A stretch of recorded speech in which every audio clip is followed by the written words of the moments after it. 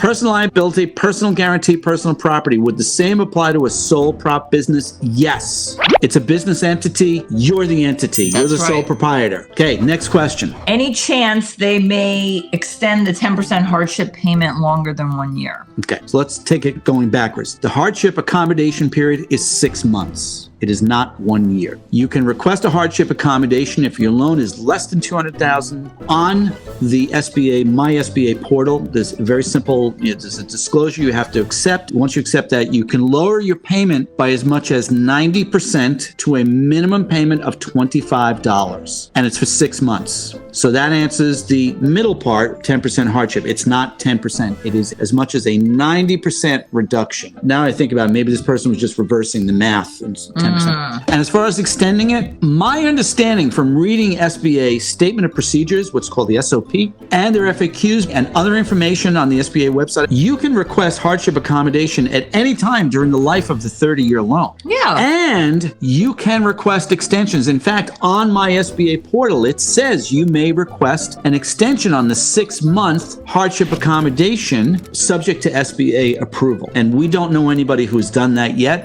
If you purchase our post-closing blueprint, not only do I give really good, clear details on how to request hardship accommodations, including if your loan is more than $200,000. All of that's in the guidebook. Teach you how to speak to SBA agents. We provide templates that you can use to send to the SBA in email. There's a whole section about taking emotion out of it. But also, if you purchase the guide now, and Linda's going to pop up the QR code, because if you don't use a credit card to purchase it, you get 15% off the price. If you use a credit card, you can get 10% off the price. And guess what else, folks? Tell them what else they want. If you buy the guide, you get... What?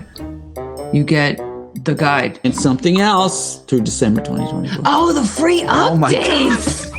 What if you have less than 20% ownership, but also have a personal guarantee with a loan over $200,000? This question is actually two different questions. And the first question cancels out the second question. Okay. You want to hear them? Tell us more. I'm going to break this out. The first question is, someone with less than 20% ownership, what is their liability on a COVID-19 EIDL? They have no liability because they're not on the loan. People with less than 20% ownership were not required and are still not required by the SBA to be on the loan application, which means that they have no personal liability and they have no personal guarantee, which means the second question is personal guarantee because the loan's more than $200,000. Do the people with less than 20%? No, they don't. This person actually came back and gave more information. It's possible, in my opinion, that what really happened is the people with less than 20% are not on the loan, but the loan officer who was working on the file probably came back and said, hey, I see that the person on the loan application has 49% ownership. Who owns the other 51%? And the person who did the application probably said, oh, it's a variety of people that make up 51%. They don't own more than 20%, any one of them, but collectively they own 50. Oh, well, then give me a list of those people because I need that to show 100% ownership. And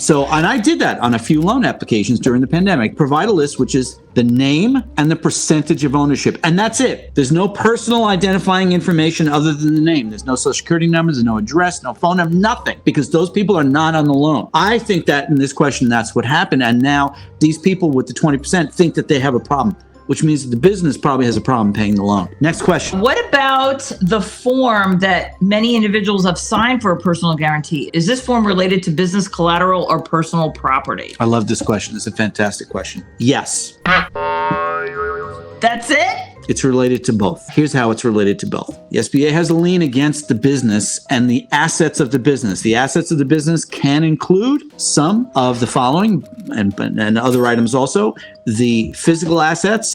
If the business owns 54 forklifts, then those 54 forklifts are physical assets, and it owns 3 printing presses, and it owns the building. That's all physical assets. But there are other assets, intangible assets, such as accounts receivable. If the business, provides products or services and bills people, and those people owe money, and if the COVID-19 EIDL defaults, then the business assets that the SBA is going to look for dissolution to pay off the loan is going to be physical and non-physical assets, right? So that's the business property. But if a loan has a personal guarantee feature, which means the loan was more than $200,000, that means the business owners have guaranteed payments on the loan. It means if the business defaults and can't make the payments, the SBA is going to be calling all of the business owners whose names are on the application because they have more than 20% ownership, and they're saying, you guaranteed payments. When are you sending us a check? Meaning they have to send a check from their personal account to make the payments. That's the personal guarantee. And the other feature of personal guarantee is in the event of an ultimate default, the SBA has the right to come back and obtain a deficiency judgment against the owners and potentially put liens against and garnishments against their personal assets, such as tax refunds,